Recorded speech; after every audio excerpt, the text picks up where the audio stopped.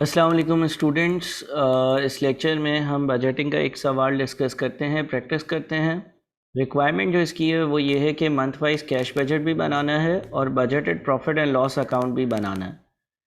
दो चार सवाल आप लोग जो है वो मेरे साथ सॉल्व कर चुके हो, तो अब थोड़ी सी पेस हम बढ़ाएंगे। सवाल कहता है smart limited has prepared a forecast for the quarter ending 31 December 2009 which is based on the following projections.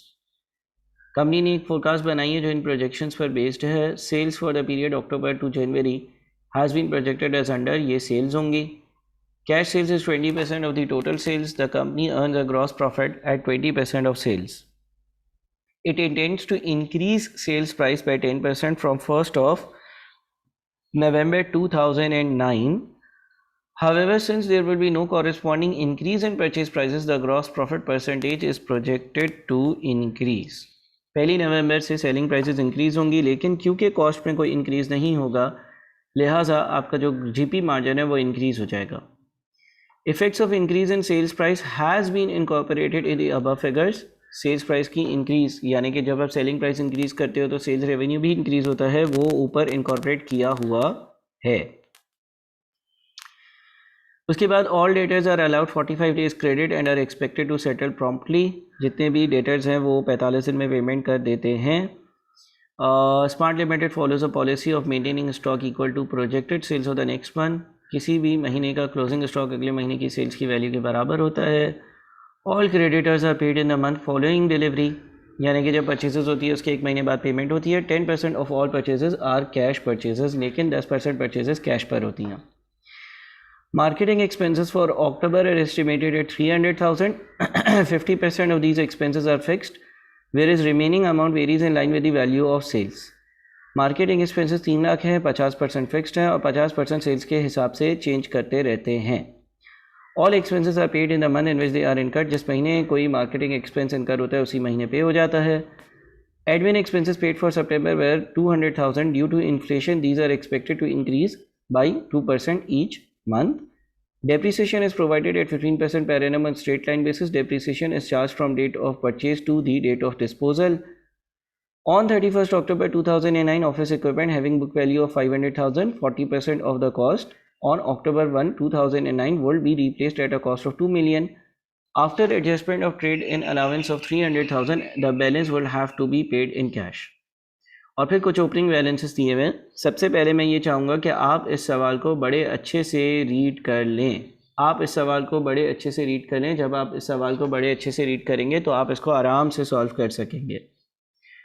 अब मैं यहाँ पर कुछ आपके सामने जो है ना वो वैल्यूज़ लिख देता हूँ। अच्छा देखें, हमें जो कैश बजट बनाना है वो उस क्वार्टर का बनाना है जो दिसंबर 31 को एंड होता है, यानी कि हमें अक्टूबर नवंबर और दिसंबर का कैश बजट बनाना है। ठीक है, मैं यहाँ पे कुछ महीने लिखता हूँ और उसकी मैं जो है ना वो वर्किंग स्टार्ट करता हूँ आप लोगों को समझाते समझाते। सितंबर, अक्टूबर, नवंबर, दिसंबर और जनवरी। ठीक है, सितंबर, अक्टूबर, नवंबर, दिसंबर और जनवरी। सही है। अच्छा देखें, अक्टूबर की सेल्स आपके पास दी हुई है। अक्टूबर की सेल्स आपके पास कितनी दी हुई है? 7.5 मिलियन। ठीक है ना, मैं सारी सेल्स लिख देता हूँ क्योंकि चीज़ें इससे लिंक्ड हैं। और 75000000। इसके बाद आपके पास जो नवंबर है उसके लिए 99000000। दिसंबर के लिए 10890000 और जनवरी के लिए 10000000। ठीक है। अच्छा सर, सितंबर कहाँ से आया? देखें ज़रा गौर से मेरी बात को आप लोग जो है ना वो समझिएगा। हमें सितंबर की सेल्स की भी ज़रूरत होगी, ये मुझे मालूम है, लेकिन ये सितंबर की सेल्स कैसे निकलेगी यहाँ पे तो नहीं दी हुई। देखिए पॉइंट नंबर 2 में क्या लिखा हुआ है? पॉइंट नंबर 2 में लिखा हुआ है all debtors are allowed 45 days credit and are expected to settle promptly. यानी कि कोई भी मेरा डेटर होता है उसको मैं 45 दिन का उधार देता हूँ और वो 45 दिन बाद मुझे पेमेंट कर देता है। अच्छा, फिर यहाँ पे लिखा हुआ है cash sales is 20% of the total sales. Cash sales is 20% of the total sales, यानी कि जो कुल सेल्स होती है, टोटल सेल्स होती है, उसका 20% कैश सेल्स होती है, विच मीन्स के बाकी 80% क्या होती होगी, बाकी 80% क्रेडिट सेल्स होती होगी। अब यहाँ पर बैलेंसेस में आपके पास लिखा हुआ आ रहा है trade debts related to September 5.6 million. अच्छा देखें, आपके सामने एक एग्जांपल लिखता हूँ, मिसाल है कि सितंबर में मैंने जो सेल्स करी ना वो 100 रुपये की करी। एक मिसाल है कि मैंने सितंबर में 100 रुपये की सेल्स करी। एक मिसाल है कि सितंबर में मैंने 100 रुपये की सेल्स करी, तो इसमें से 20% कैश सेल्स होगी, यानी कि 100 का 20%, 100 का 20% विच इज़ 20। और क्रेडिट सेल्स कितनी होगी, क्रेडिट सेल्स कितनी होगी, क्रेडिट सेल्स सर 100 का 80% होगी। ये रेशो तो सवाल में दिया हुआ। अच्छा देखो, जब मैं सितंबर में सेल्स करूंगा, जब मैं सितंबर में कोई सेल्स करूंगा, उसका 20% कैश सेल्स होगी और वो पैसा उस ही वक्त मुझे रिसीव हो जाएगा, उस ही वक्त मुझे मिल जाएगा। 80% पैसा ऐसा होगा, 80% पैसा ऐसा होगा जो मुझे उस ही वक्त नहीं मिलेगा बल्कि 45 दिन बाद मिलेगा। मिसाल के तौर पर किसी को अगर मैंने 1 सितंबर को सेल्स करी होगी, किसी को मैंने 1 सितंबर को सेल्स करी होगी, तो वो 45 दिन के बाद अक्टूबर की 16 तारीख को मुझे पे करेगा, 16 अक्टूबर को पे करेगा। जिसको मैंने 2 सितंबर को सेल्स करी होगी वो मुझे 17 अक्टूबर को, 17 अक्टूबर को पे करेगा। जिसको मैंने 3 सितंबर को सेल्स करी होगी वो मुझे 18 अक्टूबर को पे करेगा।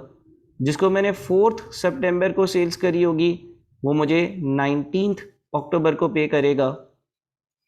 और ये अगर कहानी हम कंटिन्यू करें और करें और करें तो इसका मतलब जो 30 सितंबर वाला होगा, जो 30 सितंबर वाला होगा वो मुझे कब पेमेंट करेगा, 30 सितंबर के 45 दिन का पूरे होते हैं, अक्टूबर गुजर गया, नवंबर की 15 तारीख 15 नवंबर को पे करेगा, है ना। इसका मतलब सितंबर की क्रेडिट सेल्स का एक भी रुपया सितंबर में नहीं मिलेगा। आई रिपीट, सितंबर की क्रेडिट सेल्स का एक भी रुपया सितंबर के ही महीने में नहीं मिलेगा। सितंबर की क्रेडिट सेल्स की पहली रिसीविंग 16 अक्टूबर को होगी, दूसरी रिसीविंग 17 अक्टूबर को होगी, 45 दिन बाद। ये सवाल में लिखा हुआ है। अब देखिए सवाल में यहाँ पे लिखा हुआ है trade debts related to September 5.6 million. Debtors कौन होते हैं, डेटर्स वो लोग होते हैं जिनसे पैसा रिसीव करना है, डेटर्स वो लोग होते हैं जिनसे पैसा रिसीव करना है। तो ट्रेड डेट्स रिलेटेड टू सितंबर का मतलब ये है कि ये वो डेटर्स हैं जो सितंबर से रिलेटेड हैं, यानी कि ये वो डेटर्स हैं जिनको मैंने सितंबर में सेल्स करी थी, यानी कि ये जो 5.6 मिलियन रुपीज़ हैं ये वो पैसे हैं, ये वो पैसे हैं 5.6 मिलियन उन डेटर्स के पैसे हैं जो मुझे 16 अक्टूबर और 15 नवंबर के बीच में रिसीव होंगे। बात समझ में आ रही है। ये 5.6 मिलियन उन डेटर्स का रिसीवेबल है सितंबर के आखिरी दिन, कि जिनके पैसे मुझे 16 अक्टूबर, 17 अक्टूबर, 18 अक्टूबर और इसी तरह से 15 नवंबर के बीच में मिलेंगे, रिसीव होंगे। ठीक है, इसका मतलब क्या ये नहीं हुआ कि ये 5.6 मिलियन जो है वो सितंबर की क्रेडिट सेल्स है, ये सितंबर की क्रेडिट सेल्स ही हुई ना, क्योंकि जितनी भी सितंबर की क्रेडिट सेल्स है सितंबर के आखिरी दिन वो पूरा का पूरा अमाउंट रिसीवेबल ही होगा, रिसीव तो नहीं हुआ होगा, क्योंकि वो रिसीव होना स्टार्ट होता है 16 अक्टूबर, 17 अक्टूबर, 18 अक्टूबर से। ये जो क्रेडिट सेल्स 5.6 मिलियन की है ये आपने 1 सितंबर टू 30 सितंबर के बीच करी होगी, वो क्रेडिट सेल्स है, क्योंकि यही क्रेडिट सेल्स वो क्रेडिट सेल्स है जिसके पैसे आपको अक्टूबर और नवंबर के महीने में मिलेंगे। बात समझ में आ रही है। तो इसका मतलब ये हो गया, क्योंकि ये सितंबर की क्रेडिट सेल्स है तो सितंबर की टोटल सेल्स कैसे आएगी, टोटल सेल्स का ये 80 हिस्से हैं तो आप 80 से डिवाइड और 100 से मल्टीप्लाई करो, यानी कि सितंबर की टोटल सेल्स 7 मिलियन होगी। इसको ज़रा अच्छे से वापस से रिकैप कर कर, रिवाइंड कर कर, फॉरवर्ड कर कर समझें कि ये सितंबर की जो क्रेडिट सेल्स है वही है, क्योंकि सितंबर के आखिर में सारा का सारा सितंबर की सेल्स का अमाउंट रिसीवेबल ही होगा, और ये रिसीव कब होगा, 16 अक्टूबर से 15 नवंबर के बीच में। तो इसको मैंने 80 से डिवाइड किया और 100 से मल्टीप्लाई किया, ग्रॉसअप किया। अगर आप इनरोल्ड स्टूडेंट हो तो आप ये मुझसे व्हाट्सएप पे भी डिस्कस कर सकते हो, लेकिन ये एक वर्किंग मैंने आप लोगों को करी, आप एक दो बार रिवाइंड कर कर ज़रा देखें तो इसको आप समझ सकते हैं। तो इसका मतलब सितंबर में मेरी जो सेल्स है, टोटल सेल्स, वो 7 मिलियन है, ठीक है ना। तो ये हर महीने की मैंने टोटल सेल्स लिख ली। अच्छा जी, टोटल सेल्स के बाद क्या होगा? टोटल सेल्स के बाद देखिए, ये तो मैंने यहाँ पर सेल्स लिख ली। अगली चीज़ मैं ये करता हूँ, यहाँ पर सवाल में लिखा हुआ है cash sales is 20% of the total sales, ठीक है। The company earns a gross profit at 20% of sales.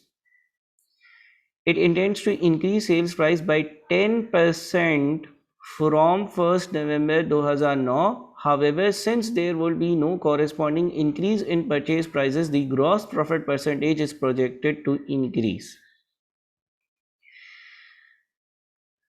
Effect of increase in sales price has been incorporated in the above figures. देखें, अगर एक मिसाल के तौर पर एक और वर्किंग मैं करता हूँ। देखें, अगर लेट से आप 100 रुपये की सेल्स करते हो और आपके पास जो कॉस्ट ऑफ गुड्स सोल्ड है वो 80 है, तो आपका जो ग्रॉस प्रॉफिट है ना, वो कितना होगा? 100 माइनस 80 यानी कि 20 होगा। ग्रॉस प्रॉफिट परसेंटेज कितनी होगी? ग्रॉस प्रॉफिट परसेंटेज कैसे आती है? Gross profit divided by sales into 100, यानी कि ये 20%। अगर आप सेल्स प्राइस को 10% से इंक्रीज़ करते हो, अगर आप सेल्स प्राइस को 10% से इंक्रीज़ करते हो, यानी कि 100 वाली चीज़ अब आप 110 में बेचते हो, तो आपकी कॉस्ट इंक्रीज़ तो नहीं होगी। कॉस्ट इंक्रीज़ नहीं होगी, तो अब जहाँ पर आप 100 पर 20 रुपये का ग्रॉस प्रॉफिट कमा रहे थे, अब आप 100 पर 30 रुपये का ग्रॉस प्रॉफिट कमाओगे और आपका जीपी मार्जिन जो है वो 30 डिवाइडेड बाई 110 यानी कि 27.27% हो जाएगा, ठीक है। 27.27% हो जाएगा। ये बात आप ज़रा थोड़ा सा जो है वो समझें कि जब आपके पास जो है वो सेल्स की वैल्यू इंक्रीज़ होती है और कॉस्ट इंक्रीज़ ना हो रही हो तो क्या इम्पेक्ट पड़ता है।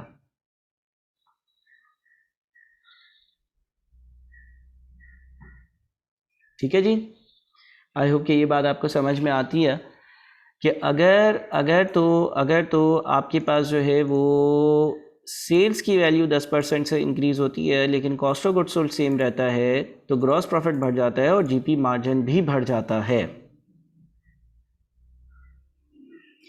यही केस यहाँ पर हो रहा है। The company earns a gross profit at 20% of sales. It intends to increase sales price by 10% from 1 November 2009। Company ने 10% से सेल्स प्राइस को बढ़ाया। However, since there will be no corresponding increase in purchase prices, the gross profit percentage is projected to increase. लेकिन क्योंकि cost पे कोई increase नहीं है तो ग्रॉस प्रॉफिट परसेंटेज इंक्रीज़ होगी। Effects of increase in sales price has been incorporated in the above figures, और इन फिगर्स में जो सेल्स प्राइस का इंक्रीज़ है वो शामिल है। अब मैं एक और काम भी करता हूँ, वो ये है कि मैं ये देखता हूँ कि यार प्राइस इंक्रीज़ कितना था। देखिए, सितंबर में तो 7 मिलियन की सेल्स है और कोई प्राइस इंक्रीज़ तब आया नहीं था। अक्टूबर में 7.5 मिलियन की सेल्स है और तब कोई प्राइस इंक्रीज़ आया नहीं था। नवंबर में ये जो 9.9 मिलियन है, इसमें 10% सेल्स प्राइस इंक्रीज़ का इम्पेक्ट शामिल है, यानी कि आपने नवंबर में सेल्स बढ़ाई थी तो प्राइस इंक्रीज़ कितनी थी। देखें, ये अगर लेट से कोई चीज़ 100 की थी तो आप 110 की बेचना शुरू हो गए। आई रिपीट, अगर कोई चीज़ 100 की थी तो अब आप उसको 110 में बेचना शुरू हो गए। आई रिपीट वंस अगेन, अगर कोई चीज़ 100 रुपये की थी तो अब आप उसको 110 में बेचना शुरू हो गए। तो 9.9 मिलियन इज़ 110 पोर्शंस। आपने 110 से डिवाइड किया और 100 से मल्टीप्लाई किया। 9.9 मिलियन इज़ 110 पोर्शंस, तो आपने 110 से डिवाइड किया और 100 से मल्टीप्लाई किया, तो आपको ये पता चल गया कि यार ये चीज़ ओरिजिनली 9, या चलो 10 से मल्टीप्लाई करते हैं तो इंक्रीज़ आ जाएगा 9 लाख। यानी कि एक और चीज़ करते हैं, आपकी original sales value 9.9 million increase के बाद है 9 लाख का इंक्रीज़ है 9 मिलियन। देखें, ओरिजिनली आपकी 9 मिलियन की सेल्स होती अगर आप 10% से इंक्रीज़ नहीं करते प्राइसेस को। क्योंकि आपने प्राइसेस को 10% से इंक्रीज़ किया तो 9 मिलियन मल्टीप्लाई कर दो 1.1 से तो 9.9 मिलियन आता है। यानी कि 9 मिलियन की चीज़ अब आपने 9.9 मिलियन में बेची, यानी कि 9 लाख का इंक्रीज़ था। बात समझ रहे हो? तो ये ऐसे भी आ सकता है कि आप 9.9 मिलियन को 110 से डिवाइड करो और 10 से मल्टीप्लाई करो, बिकॉज 9.9 मिलियन आफ्टर 10% इंक्रीज़ है, यानी कि 100 की चीज़ 110 की हो गई है। तो आपने 110 से डिवाइड किया, एक हिस्से की वैल्यू आई और जो इंक्रीज़ के 10 हिस्से थे उसकी वैल्यू निकाल ली। और ये 9 मिलियन कैसे आ सकता है? 9.9 मिलियन में से 900,000 को माइनस कर दो तो आपके पास ओरिजिनली जो आप चीज़ें बेच रहे थे उसकी वैल्यू आएगी। सर कोई और तरीका है? हाँ, एक और तरीका ये भी है कि 9.9 मिलियन इज़ 110 हिस्से, 110 से डिवाइड करो और ओरिजिनल वैल्यू निकालने के लिए 100 से मल्टीप्लाई करो, देखो ये 9 मिलियन आता। इसी तरह की वर्किंग इधर भी कर लेते हैं। इसमें इंक्रीज शामिल है, 110 से डिवाइड इंटू 10 से मल्टीप्लाई। इसमें भी इंक्रीज शामिल है, 110 से डिवाइड 10 से मल्टीप्लाई। और ओरिजिनल वैल्यू क्या होती है? ओरिजिनल वैल्यू इसमें से इसको माइनस किया, इसमें से इसको माइनस किया। ठीक है। अच्छा सर, फिर कॉस्ट ऑफ गुड सोल्ड भी कैलकुलेट कर लें कि हर महीने का कॉस्ट ऑफ गुड सोल्ड क्या होता। सर ये सारी वर्किंग्स क्या करना ज़रूरी होती हैं कैश बजट के लिए? यस बेटा, जब मुझे परचेजेस या पेमेंट टू क्रेडिटर्स निकालना होगा या payment to receive from supply वो डेटर्स निकालना होगा, तो ये सेल्स और परचेजेस और कॉस्ट की वर्किंग करनी पड़ती है। 7 मिलियन में 20% ग्रॉस प्रॉफिट मार्जिन था, यानी कि 80% से मैं मल्टीप्लाई कर दूं तो कॉस्ट आ जाएगी 5.6 मिलियन। इसी तरह से अक्टूबर में 7.5 मिलियन की सेल्स की वैल्यू है, इसका 20% प्रॉफिट है, तो 80% कॉस्ट ऑफ गुड्स सोल्ड होगा। यहाँ पर क्या करेंगे? यहाँ पर दो तरीके हैं। ऑप्शन नंबर 1 कि आप नया वाला ग्रॉस प्रॉफिट मार्जिन यूज़ कर लो, यानी कि 9.9 मिलियन प्राइस के इंक्रीज़ के बाद वाली सेल्स है, 9.9 मिलियन प्राइस के इंक्रीज़ के बाद वाली सेल्स है, मल्टीप्लाइड बाई प्राइस इंक्रीज़ होगी, कॉस्ट वही होगी, तो जीपी मार्जिन अब 27.27273% हो जाएगा। तो आप क्या करो, आप जो है वो 9.9 मिलियन का 27.2727% ले लो, 9.9 मिलियन का 27.2727% ले लो, तो कितना आता है? ये तो एक मिनट, 27.2727 तो ग्रॉस प्रॉफिट होगा, 1 माइनस ग्रॉस प्रॉफिट की परसेंटेज से कॉस्ट आती है ना, तो 7.2 मिलियन आया। सर दूसरा क्या तरीका है? दूसरा तरीका ये सुनना ज़रा गौर से। ओरिजिनल सेल्स वैल्यू कितनी है? 9 मिलियन। इसकी कॉस्ट कितनी थी? 80%, 7.2 मिलियन। 9.9 मिलियन का 80% नहीं देंगे। 9.9 का 80% इसलिए नहीं लेंगे क्योंकि 80% की कॉस्ट और 20% के ग्रॉस प्रॉफिट मार्जिन का रेशो तो उस वक्त मेंटेन हो रहा था कि जब आप ये चीज़ 9 मिलियन में बेच रहे थे। 9.9 मिलियन की जब आपने ये चीज़ 9.9 मिलियन में बेचना शुरू करी, तो 20 और 80 ग्रॉस प्रॉफिट और कॉस्ट ऑफ गुड्स सोल्ड का रेशो फर्दर कंटिन्यू नहीं होगा। तो आप या तो ये ओरिजिनल या जो प्राइस के बगैर वाली जो सेलिंग प्राइस होनी चाहिए उसका 80% ले लो, कॉस्ट आती रहेगी।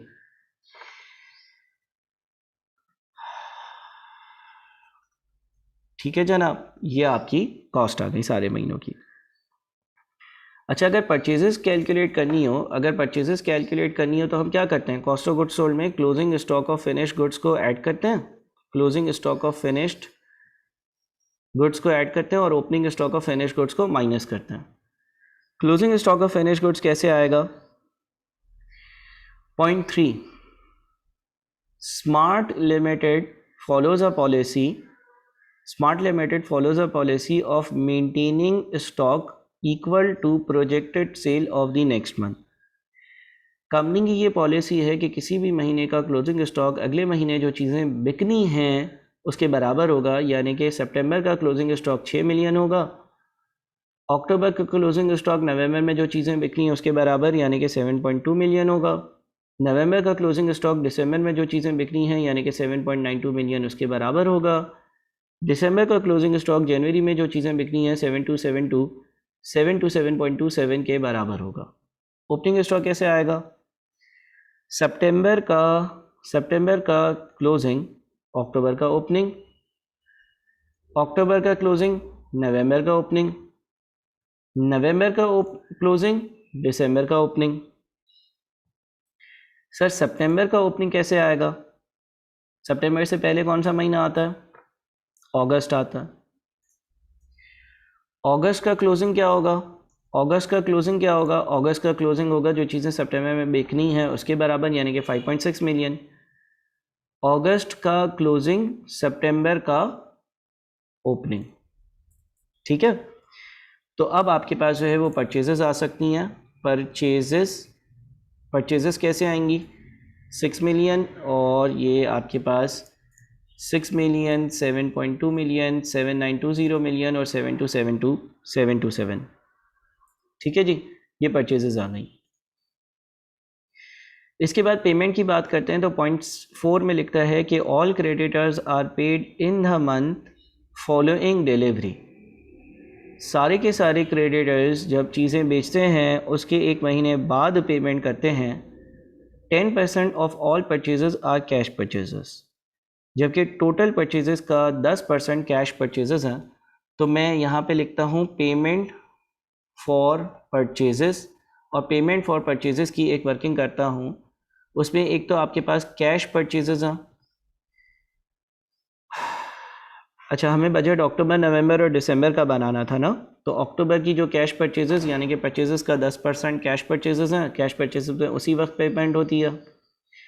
नवंबर का जो परचेजेस का अमाउंट है उसका 10% उसी वक्त पे हुआ होगा, नवंबर में 792,000 है। दिसंबर का जो परचेजेस का अमाउंट है उसका 10% उसी वक्त पे हुआ होगा, यानी कि 727,272.73 की परचेजेस कैश परचेजेस है। क्रेडिट परचेजेस की बात करते हैं। देखिए, क्रेडिट पर अगर कोई चीज़ ख़रीदोगे ना तो उसकी पेमेंट एक महीने बाद होती है। इसका मतलब अक्टूबर में पेमेंट हुई होगी सितंबर की क्रेडिट परचेजेस की, और सितंबर की क्रेडिट परचेजेस 6 मिलियन नहीं होगी। 6 मिलियन का 10% कैश परचेजेस हैं, 90% होगी क्रेडिट परचेजेस। नवंबर में पे हुई होगी अक्टूबर की क्रेडिट परचेजेस की पेमेंट, जो कि अक्टूबर की परचेजेस का 90% होगा। दिसंबर में पे हुआ होगा नवंबर की कैश क्रेडिट परचेजेस, और नवंबर की क्रेडिट परचेजेस नवंबर की टोटल परचेजेस का 90% है। इसका मतलब जो टोटल पेमेंट्स हुई हैं वो मैंने यहाँ पर मेंशन कर दी, ये सारी पेमेंट्स हैं, ठीक है, टोटल पेमेंट्स। सही है भाई? अच्छा जी, तो ये तो हमने परचेजेस की पेमेंट कर ली। अब ज़रा हम जो कस्टमर्स से पैसे आएंगे ना उसकी बात करते हैं, उसकी वर्किंग बड़ी ज़बरदस्त है। Cash sales is 20% of the total sales, ये तो बड़ी आसान सी बात है। अच्छा, मैं अब वर्किंग जो कर रहा हूँ वो है receipts from customers. Receipts from customers, देखिएगा ये वर्किंग। सवाल कहता है cash sale is 20% of the total sales. Cash sale is 20% of the total sales. Total sales का 20% कैश सेल्स है, यानी कि कैश सेल्स का पैसा तो फ़ौरन मिलता है। तो अक्टूबर में जो मैंने सेल्स करी है वो 7.5 मिलियन है। अक्टूबर में जो मैंने सेल्स करी है वो 7.5 मिलियन है, उसका 20% पैसा अक्टूबर में ही मिल गया होगा क्योंकि कैश सेल्स है। नवंबर में जो मैंने सेल्स करी है टोटल वो 9.9 मिलियन है। नवंबर में जो टोटल सेल्स करी है वो 9.9 मिलियन है, और उसका 20% पैसा मुझे नवंबर में ही मिल गया होगा। उसका 20% पैसा मुझे नवंबर में ही मिल गया होगा, यानी कि 1980,000। दिसंबर में जो मेरी टोटल सेल्स है वो 10,890,000 है। इसका 20% पैसा मुझे दिसंबर में ही मिल गया होगा। इसका 20% पैसा मुझे दिसंबर में ही मिला होगा क्योंकि कैश सेल्स है, तो 2178,000। फिर हम क्रेडिटर्स की बात करते हैं कि जो हमारी क्रेडिट सेल्स है ना, जो कि टोटल सेल्स का 80% है और मैंने 45 डेज़ का क्रेडिट पीरियड प्रोवाइड किया है, उसका क्या होगा? आई रिपीट, क्रेडिट सेल्स जो कि टोटल सेल्स का 80% है और जिनको मैंने 45 दिन का टाइम दिया है, उनका क्या होगा? ठीक है। अच्छा, अब इसमें बहुत सारी डेट्स आ रही होंगी, बहुत सारी वर्किंग्स हैं।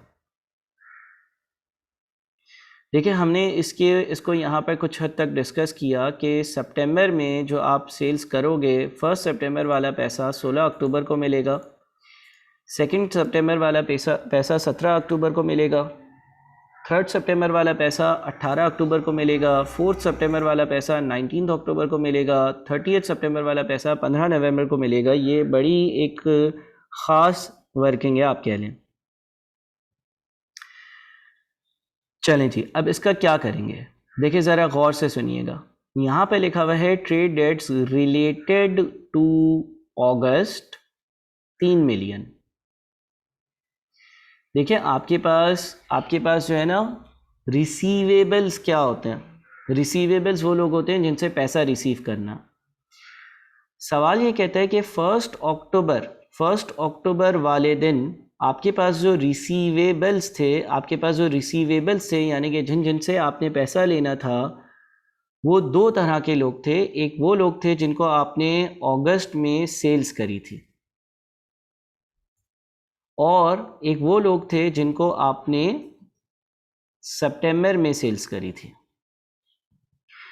अब देखें, जिनको मैंने अगस्त में सेल्स करी होगी, किसी को मैंने 1 अगस्त को सेल्स करी, किसी को मैंने 2 अगस्त को सेल्स करी, किसी को मैंने 3 अगस्त को सेल्स करी, किसी को मैंने 4 अगस्त को सेल्स करी। अच्छा, अगस्त में जो टोटल सेल्स होगी ना, अगस्त की जो टोटल सेल्स होगी उसका 20% पैसा तो अगस्त में ही मिल गया होगा। आई रिपीट, अगस्त की टोटल सेल्स का 20% पैसा अगस्त में ही मिल गया होगा। क्यों? क्योंकि 20% कैश सेल्स है। आई रिपीट, अगस्त की सेल्स का 20% पैसा अगस्त में ही मिल गया होगा क्योंकि कैश सेल्स। बाकी 80% जो होगा वो रिसीवेबल होगा, डेटर होगा। सर उसका पैसा कब मिला होगा? 45 दिन देते हो तो जिसको तुमने 1 अगस्त को चीज़ें बेची होंगी वो तुम्हें पैसा देगा 16 सितंबर को। जिसको आपने 2 अगस्त को चीज़ बेची होगी वो पैसा देगा आपको 17 सितंबर को। जिसको आपने 3 अगस्त को चीज़ बेची होगी वो पैसा देगा 18 सितंबर को, एंड सो ऑन, ये चलता रहेगा। और 30 अगस्त को जिसको चीज़ बेची होगी वो आपको पैसा देगा 15 अक्टूबर को। अब एक और बात समझिएगा कि देखें, ये 3 मिलियन जो है ना, ये 3 मिलियन ये टोटल रिसीवेबल्स नहीं है अगस्त के। ये अगस्त के टोटल रिसीवेबल्स नहीं हैं, ये अगस्त के टोटल रिसीवेबल्स नहीं है, बल्कि सवाल कहता है the opening balances on 1 October 2009 are projected as under. बोलता है 1 अक्टूबर वाले दिन ये रिसीवेबल्स थे, और इसमें से ये 3 मिलियन के वो रिसीवेबल्स हैं जिनको मैंने अगस्त में चीज़ें बेची थी। इसका मतलब ये हो गया कि देखें, यहाँ सुनिएगा, 1 अगस्त टू 15 अगस्त को जिन लोगों को मैंने चीज़ें बेची होंगी उन्होंने मुझे 16 सितंबर टू 30 सितंबर के बीच में रिसीविंग पेमेंट कर दी होगी। मैंने इनसे पैसा रिसीव कर लिया होगा।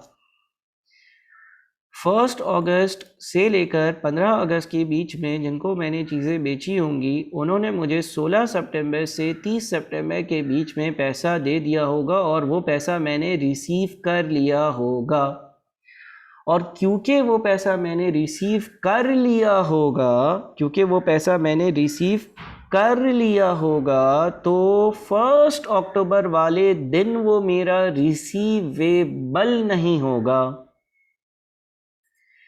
लेकिन जिनको मैंने 16 अगस्त टू 30 अगस्त के बीच में चीज़ें बेची होंगी उन्होंने मुझे पैसा देना है 1 अक्टूबर टू 15 अक्टूबर के बीच में। ये मुझे अभी भी रिसीव करना है। और ये जो 3 मिलियन आ रहा है, ये 3 मिलियन उन ट्रेड डेटर्स की वैल्यू है जिनको आपने अगस्त में सेल्स करी थी।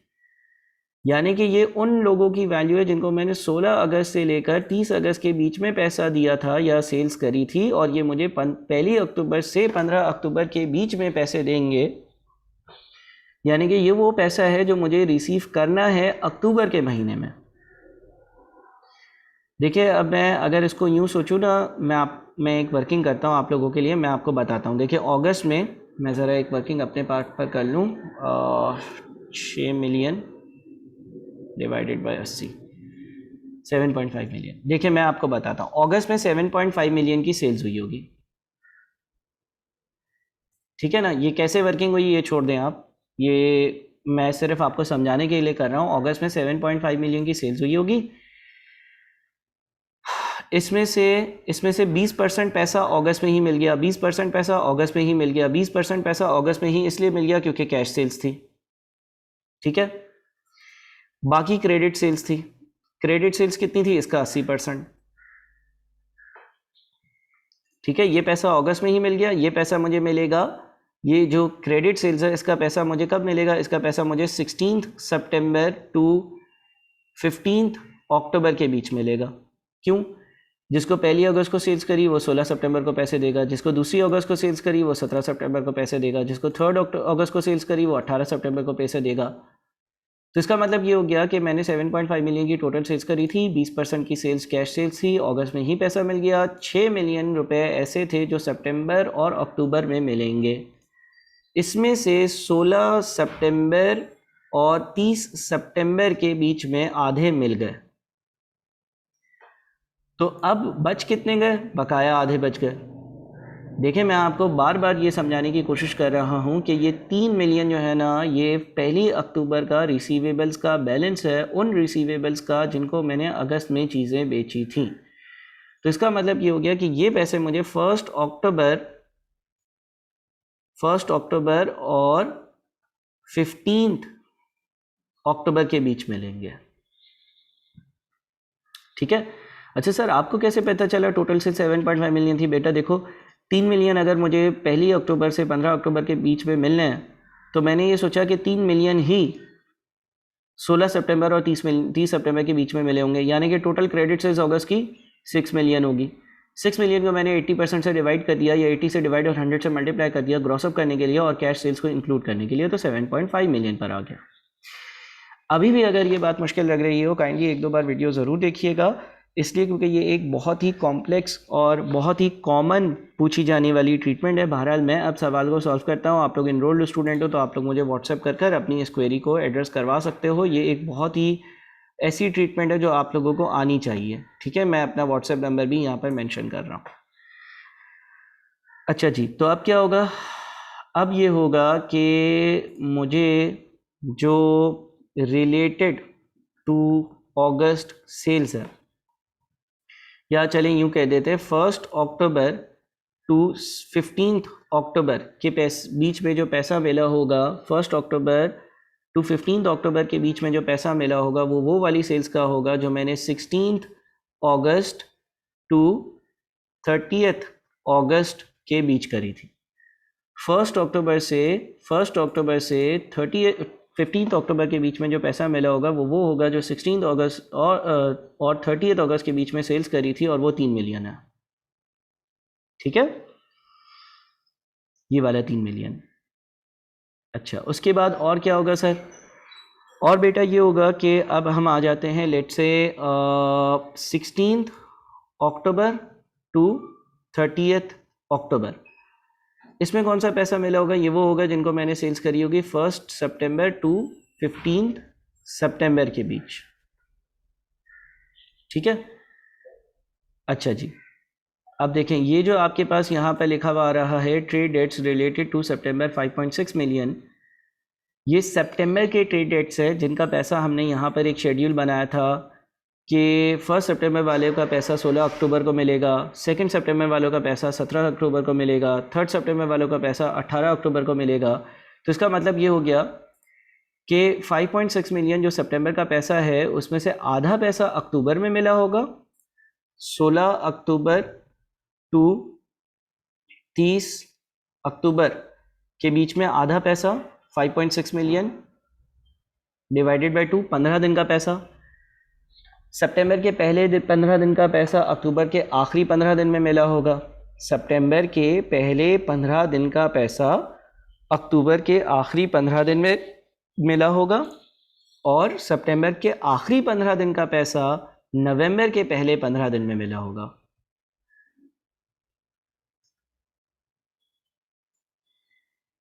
ठीक है जनाब,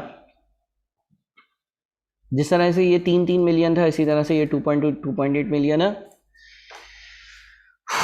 तो और जो मुझे पैसा मिला होगा 2800000, सही है जी।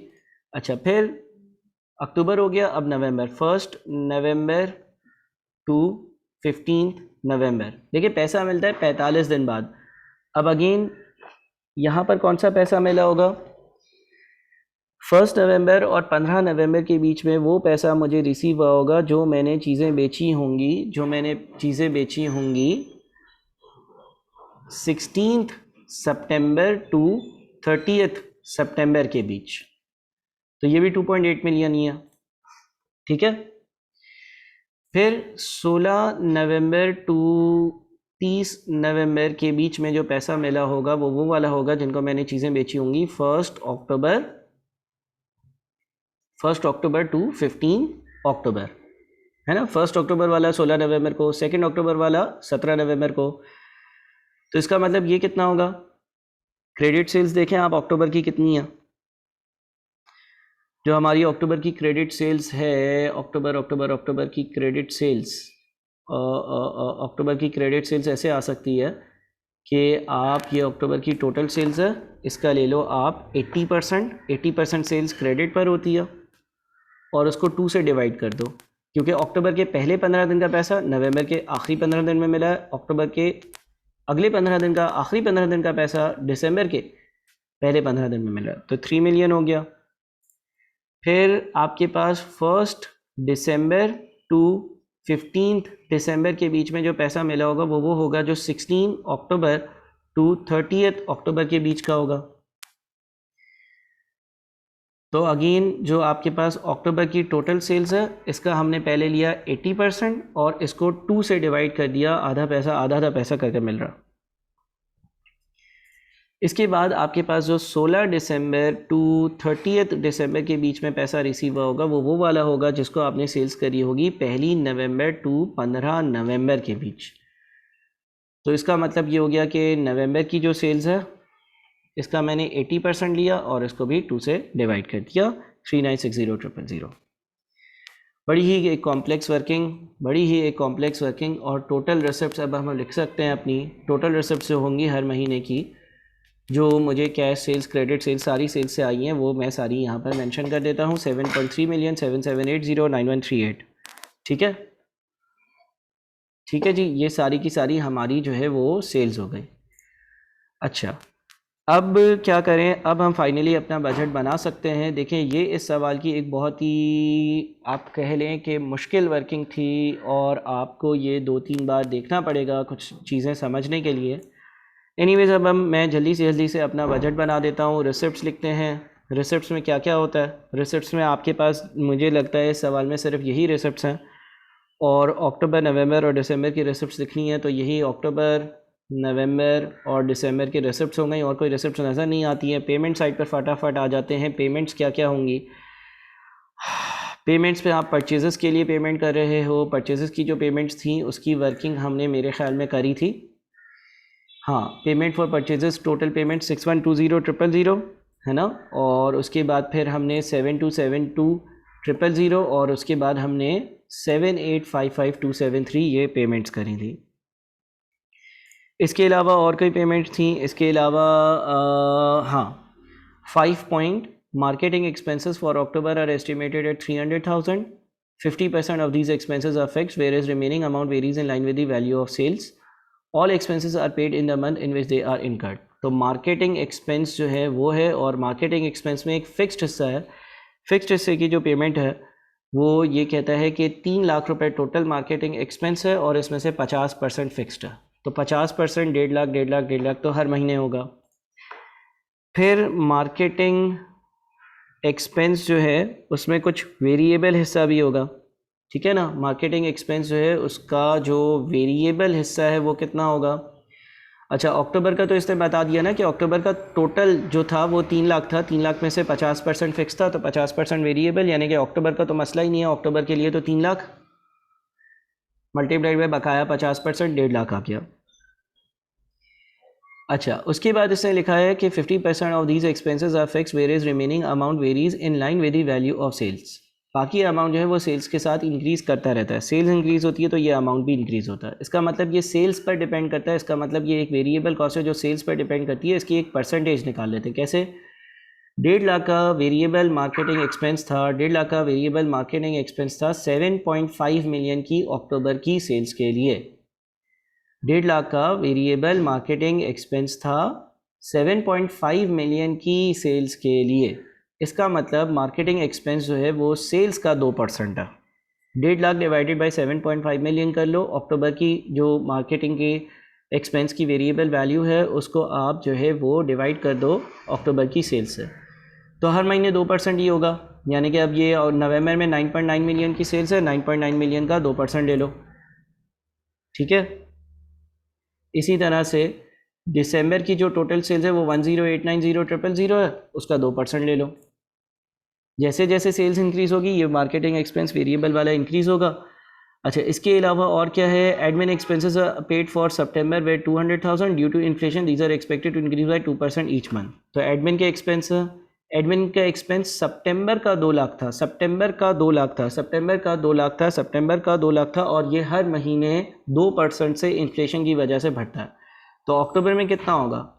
2 लाख इंटू 1.02, 2% से बढ़ाना है ना, तो 1.02 से मल्टीप्लाई। नवंबर में कितना होगा? अक्टूबर का 1.02। दिसंबर में कितना होगा? नवंबर का 1.02। 2% से बढ़ा दिया हमने। ठीक है। इसके अलावा क्या है?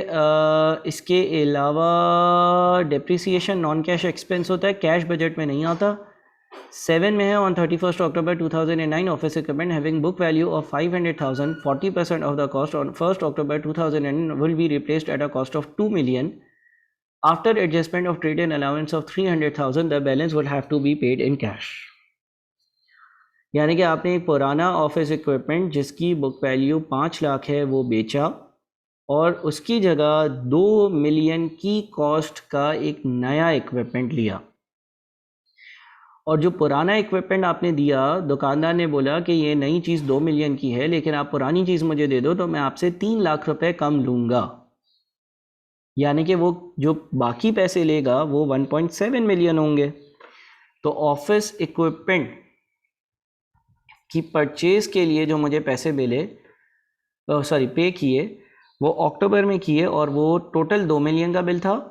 उसमें से पुरानी चीज़ दी, उसके 3 लाख डिडक्ट हो गए, तो 1.7 मिलियन पे किए होंगे। सर पुरानी चीज़ बेची, उसके पैसे मिले नहीं, तो ये 3 लाख क्या है? उसने ये बोला मैं 3 लाख रुपए तुम्हारी नई चीज़ में कम कर देता हूँ, तो पैसे दे नहीं रहा लेकिन नई चीज़ 3 लाख रुपए सस्ते में दे रहा। तो अब हम लिख देते हैं अपनी टोटल पेमेंट्स। टोटल पेमेंट्स जो है इनका एडिशन होता है। अच्छा जी, बड़ा अच्छा प्रैक्टिस के लिए सवाल था। और अब हमारी आ जाती हैं नेट रिसिप्ट्स स्लैश पेमेंट्स। और नेट रिसिप्ट स्लैश पेमेंट्स कैसे आएंगी?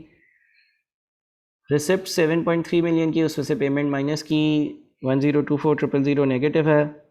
इसी तरह से ये रिसिप्ट्स हैं, इसमें से पेमेंट्स माइनस की 48 नेगेटिव, फिर इसी तरह से 9138 में से ये चीज़ माइनस की तो 702,686 पॉजिटिव।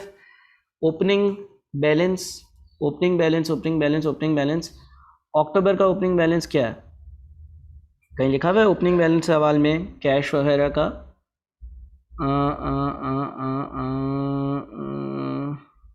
हाँ ये रहा ना, cash and bank balance 2.5 million 1 अक्टूबर का, तो ये 2.5 मिलियन है। ठीक है। अच्छा, ओपनिंग बैलेंस आ गया तो क्लोजिंग बैलेंस भी आ गया। क्लोजिंग बैलेंस क्या करेंगे भाई? ओपनिंग और ड्यूरिंग द ईयर की नेट रिसिप्ट्स पेमेंट्स को नेट किया। ठीक है। और अक्टूबर का क्लोजिंग, नवंबर का ओपनिंग। ठीक है। और फिर दिसंबर का ओपनिंग और नवंबर का क्लोजिंग। ये काम तो आप बहुत बार कर चुके हो ना। तो जनाब यहाँ पर फाइनली हमारा कैश बजट पूरा हुआ। सवाल पूरा नहीं हुआ, कैश बजट पूरा हुआ। बड़ा ही मज़ेदार सवाल था, बहुत सारी नई चीज़ें, बहुत सारे नए कॉन्सेप्ट्स, और इसीलिए बहुत अच्छे से इसको करने की ज़रूरत है। ये मेरा कैश बजट पूरा हुआ है, कैश बजट, ये मेरा कैश बजट पूरा हुआ है इस सवाल का। बाकी भी क्या है, prepare a budgeted profit and loss statement for the quarter ending 31 December 2009। Profit and loss statement भी बनाना था, पीएनएल भी बनाना था। तो पीएनएल बनाना शुरू करते हैं। यहाँ पर हम पीएनएल बना लेते हैं रफली। अच्छा, पीएनएल के लिए देखें, डेप्रिसिएशन की भी वर्किंग करनी पड़ेगी, लॉस ऑन डिस्पोजल की भी वर्किंग करनी पड़ेगी, तो वो कर लेते हैं पहले। सवाल में लिखा हुआ था, हम यहाँ पे हेडिंग डालते हैं वर्किंग फॉर डेप्रिसिएशन। ठीक है, अब ये आपके FAR 1 का या अकाउंटिंग का कॉन्सेप्ट है। अच्छा जी, डेप्रिसिएशन की क्या पॉलिसी 7 में लिखता है, depreciation is provided at 15% per annum on straight line basis.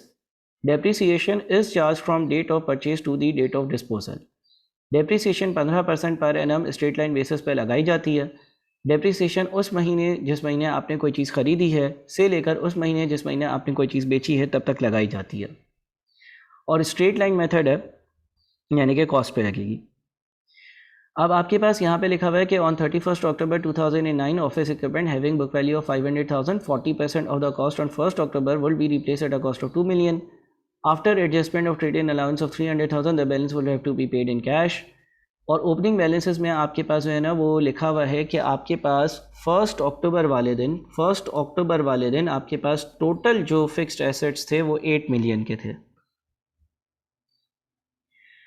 Bracket में लिखता है 20% are fully depreciated.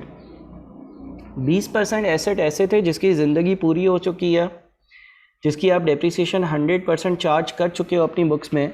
Fully depreciated asset वो होते हैं, मिसाल के तौर पे देखो 15% हर साल डेप्रिसिएशन चार्ज करनी थी ना, वो एसेट इतना पुराना हो गया कि उसकी कॉस्ट पूरी आपने डेप्रिसिएशन में चार्ज कर दिया, तो उस पर मज़ीद डेप्रिसिएशन नहीं लगती है। तो फुल्ली डेप्रिशिएटेड जो एसेट्स हैं वो हमारे पास इसका 20% है, वो हम हटाना चाहेंगे क्योंकि उस पर डेप्रिसिएशन नहीं लगती है जो फुल्ली डेप्रिशिएटेड एसेट्स होते हैं।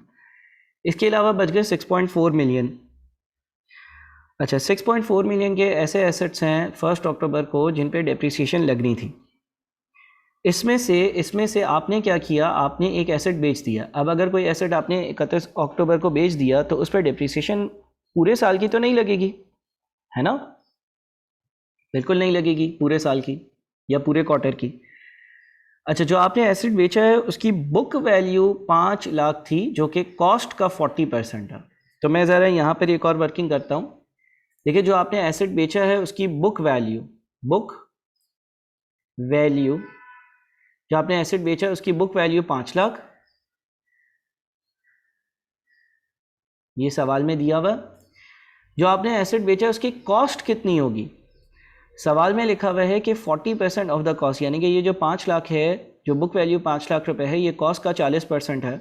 तो इसको आप 40 से डिवाइड कर दो और 100 से मल्टीप्लाई कर दो। इसका मतलब इसकी कॉस्ट 1250000 की थी। ठीक है ना, आपके पास जो आपने एसेट बेचा उसकी बुक वैल्यू 5 लाख थी, उसकी कॉस्ट 1250000 थी। सही है, ये दो चीज़ें आपको ऑलरेडी मालूम हैं। अच्छा, ये 1 अक्टूबर की बुक वैल्यू है ना, नहीं, एक minute. On 31 October 2009 office equipment having book value of 500,000 on 1 October 2009। 31 अक्टूबर वाले दिन एक ऑफिस इक्विपमेंट जिसकी बुक वैल्यू 5 लाख रुपए 1 अक्टूबर 2009 को थी, वो आपने रिप्लेस किया। तो ये जो बुक वैल्यू और कॉस्ट आ रही है, ये कॉस्ट तो कॉस्ट ही रहती है, लेकिन बुक वैल्यू 1 अक्टूबर वाले दिन की है। ठीक है, अच्छा जी, तो इस 6.4 मिलियन में ये वाला एसेट जो आपने एक महीने इस्तेमाल कर बेच दिया वो भी शामिल है। ठीक है ना, तो हम एक काम करते हैं कि जो डिस्पोज किया है ना एसेट, उसकी जो कॉस्ट थी वो भी यहाँ से हटाते हैं, 1250000। इसके बाद क्या बच जाता है, 515000 बच जाता है। ठीक है, अच्छा, ये वो ऑफिस इक्विपमेंट है जिस पर अक्टूबर, नवंबर और दिसंबर तीनों महीनों की डेप्रिसिएशन लगेगी। ये वो ऑफिस इक्विपमेंट है जिस पे अक्टूबर, नवंबर, दिसंबर तीनों महीनों की डेप्रिसिएशन लगेगी, क्योंकि ये ऑफिस इक्विपमेंट तीनों महीनों मैंने इस्तेमाल करे हैं। तो इसकी डेप्रिसिएशन क्या होगी, इस वैल्यू का 15% लिया, उससे साल की डेप्रिसिएशन आई, मल्टीप्लाइड बाई, मुझे तो 3 महीने की वर्किंग करनी है तो 3/12 से मल्टीप्लाई किया, 193125। अच्छा, जो ऑफिस इक्विपमेंट जिसकी कॉस्ट 1250000 थी और 1 अक्टूबर की उसकी बुक वैल्यू 5 लाख थी, वो मैंने 31 अक्टूबर को बेच दिया। 31 अक्टूबर को मैंने बेच दिया। सवाल में लिखा हुआ है 31 अक्टूबर को आपने ये ऑफिस इक्विपमेंट बेच दिया था, यानी कि 1 महीना यूज़ कर बेचा। तो इस पर 1 महीने की डिप्रिसिएशन लगेगी, तो आप 1250000 का 15% लो और इस 15% को मल्टीप्लाई कर दो 1/12 से, 15625। अच्छा, फिर आपने क्या किया है कि जब आपने ये वाली चीज़ बेची थी 31 अक्टूबर को, तो एक और चीज़ आपने ख़रीद ली जिसकी कॉस्ट 2 मिलियन है। तो ये 2 मिलियन वाली चीज़ जो है इस पर डिप्रिसिएशन लगेगी, लेकिन ये चीज़ आपके पास 31 अक्टूबर को आई है, यानी कि नवंबर दिसंबर 2 महीने की डिप्रिसिएशन लगेगी। तो 2 million multiplied by 15% multiplied by 2/12। तो आपकी जो टोटल डिप्रिसिएशन हो गई ना अक्टूबर, नवंबर और दिसंबर की, वो 258750 हुई। मैं एक बार इसको रिपीट करूं, कुछ एसेट्स ऐसे हैं जो अक्टूबर, नवंबर, दिसंबर तीनों महीने इस्तेमाल हुए हैं, उस पर तीनों महीनों की डिप्रिसिएशन ली है। कुछ एसेट्स ऐसे हैं जो आपने 31 अक्टूबर को बेच दिए हैं, तो सिर्फ और सिर्फ अक्टूबर की डिप्रिसिएशन ली। कुछ एसेट ऐसे हैं जो आपने 31 अक्टूबर को ख़रीदे थे, यानी कि नवंबर और दिसंबर में इस्तेमाल किए रहे, तो उस पर 2 महीनों की डिप्रिसिएशन ली और इस तरह से ये टोटल डिप्रिसिएशन आ गई।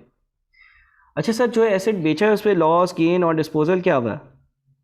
जो एसेट आपने बेचा है ना, जो एसेट आपने बेचा है उसकी नेट बुक वैल्यू 31 अक्टूबर की क्या होगी? गौर से सुनिएगा। देखिए, ये नेट बुक वैल्यू है 5 लाख रुपए की 1 अक्टूबर वाले दिन। 1 अक्टूबर वाले दिन की ये नेट बुक वैल्यू है, जो कि 5 लाख रुपए है। अक्टूबर के महीने में इस एसेट को आपने इस्तेमाल किया। यस, हमने इस एसेट को अक्टूबर के महीने में इस्तेमाल किया और मज़ीद ये 15625 से डेप्रिशिएट हुआ। 5 लाख में मज़ीद 15625 की डेप्रिसिएशन शामिल करेंगे, इसलिए क्योंकि इसको मैंने, ये जो 1 अक्टूबर का बुक वैल्यू आ रही है, मैंने तो अक्टूबर में भी इसको इस्तेमाल किया, तो अक्टूबर की डेप्रिसिएशन माइनस होगी, तो 484375 आया। और इसको मैंने ट्रेडिंग किया है, इसको मैंने ट्रेडिंग किया है, यानी कि जब मैं बाज़ार में गया, मैंने बोला यार ये पुराना एसेट ले लो, नया एसेट दे दो। इस एसेट की जो मैं पुराना एसेट दे रहा था, मेरे हिसाब से वैल्यू 484375 थी, लेकिन बाज़ार वाले ने बोला मैं आपको इसके बदले 3 लाख रुपए नई मशीन में कम कर दूंगा। लिहाजा एक तरह से मुझे जो नुकसान हुआ है वो 184,375 का नुकसान हुआ है। ये है हमारा लॉस ऑन डिस्पोजल। ठीक है, तो अब मेन पीएनएल बनाते हैं। सेल्स अक्टूबर, नवंबर, दिसंबर का पीएनएल बनाना है। सेल्स की वैल्यू कैसे आएगी? अक्टूबर, नवंबर, दिसंबर का पीएनएल बनाना है। अक्टूबर, नवंबर और दिसंबर की सेल्स क्या होंगी? देखिए, अक्टूबर, नवंबर, दिसंबर की ये सेल्स हैं 7.5 मिलियन, 9.9 मिलियन और 10890,000,000। ये आप जानते हो, ये आप कैलकुलेट कर चुके हैं। तो सेल्स लिख दी हमने सबसे पहले। तो सेल्स का हम यहाँ पर सम कर रहे हैं। मैं आप लोगों को, अगर आप एनरोल्ड स्टूडेंट हो तो एक्सेल शीट दे दूंगा, बड़े आराम से आप अपने कंप्यूटर पे खोलकर ये चीज़ें लिंक्ड फॉर्म में देख लोगे। अक्टूबर, नवंबर, दिसंबर की सेल्स को मैंने ऐड कर दिया। अक्टूबर, नवंबर, दिसंबर की सेल्स को मैंने ऐड कर दिया है। अक्टूबर, नवंबर, दिसंबर की सेल्स को मैंने ऐड कर दिया है, और वो 28290990,000,000। फिर कॉस्ट ऑफ गुड्स सोल्ड, अक्टूबर, नवंबर और दिसंबर का जो कॉस्ट ऑफ गुड्स सोल्ड है, अक्टूबर, नवंबर, दिसंबर का कॉस्ट ऑफ गुड्स सोल्ड है, हमने यहाँ पर कॉस्ट ऑफ गुड्स सोल्ड की भी वर्किंग करी है, वो अक्टूबर, नवंबर, दिसंबर का ये वाला है। ठीक है, 6 मिलियन, 7.2 और 7920000, यानी कि 21,120,000। तो जनाब फिर ग्रॉस प्रॉफिट भी आ जाएगा। ग्रॉस प्रॉफिट, सेल्स में से cost of goods sold minus करते हैं तो ग्रॉस प्रॉफिट आता है 71,70,000,000। फिर इसमें से क्या लेस हो जाएगा? इसमें से लेस हो जाएगा operating expenses. Sir, operating expenses कहाँ से आएंगे? मार्केटिंग के ऑपरेटिंग एक्सपेंसेस हैं एक फिक्स्ड वाले, मार्केटिंग के एक ऑपरेटिंग एक्सपेंसेस हैं वेरिएबल वाले, ठीक है ना, और एडमिन के एक्सपेंसेस हैं, और डेप्रिसिएशन है जिसकी आपने अभी वर्किंग करी, और लॉस ऑन डिस्पोजल है। ये सारे खर्चे हैं, और इन सारे खर्चों को माइनस करेंगे तो नेट प्रॉफिट आ जाएगा। थोड़ा मैंने रफ फॉर्मेट रखा है, आप लोग एनरोल्ड स्टूडेंट हो तो हैंड आउट ले लेना, उस पर फॉर्मेटिंग हुई भी होगी प्रॉपर। मैं चाह रहा हूँ जल्दी से इसको ख़त्म करें। लॉस ऑन डिस्पोजल कितना है भाई? लॉस ऑन डिस्पोजल ये 184,375 है। डेप्रिसिएशन टोटल कितनी है भाई? 258,750, ये भी हमने अभी कैलकुलेट करी। अच्छा, मार्केटिंग एक्सपेंसेस फिक्स वाले कैसे आएंगे? मार्केटिंग एक्सपेंसेस जो फिक्स वाले होंगे वो सम होगा, किसका सम होगा? आप अपने कैश बजट पर जाएं, कैश बजट में आपने यहाँ पर फिक्स वाले मार्केटिंग एक्सपेंसेस 1.5 लाख लिखे हैं, ठीक है। अच्छा जी सर, वेरिएबल वाले मार्केटिंग एक्सपेंसेस क्या होंगे? अगेन आपने सम करना है, किसका सम करना है? आपने सम करना है अपने यहाँ पर पेमेंट्स में, देखें उसी महीने पेमेंट होती है ना, जिस महीने का मार्केटिंग एक्सपेंस होता है उसी महीने पेमेंट होती है, तो ये तीनों को आपने ऐड कर दिया जो आपने ऑलरेडी कैलकुलेट किया था, 565800। इसके बाद एडमिन एक्सपेंसेस क्या होंगे? एडमिन एक्सपेंसेस की भी आपने पेमेंट जो है वो लिखी थी, और एडमिन ये रहे, ठीक है जनाब। तो ये आपने सारी पेमेंट्स करी थी, इसका मतलब अब आप अपना नेट प्रॉफिट कैलकुलेट कर लें, 5086753। हाँ, फाइनली ये सवाल सॉल्वर एक लेंदी, एक अच्छा और कॉन्सेप्ट्स को बनाने के लिए बड़ा ही परफेक्ट सवाल, ख़ास तौर पर इस पे जो सेल्स की वर्किंग है वो बड़ी ही एक अहमियत रखती है अपने आप में। जो हमने ये सेल्स की वर्किंग डिस्कस करी ना, ये बड़ी अहमियत रखती है, काइंडली इसको अच्छे से कीजिएगा, ठीक है जी। बहुत शुक्रिया, अल्लाह हाफ़िज़।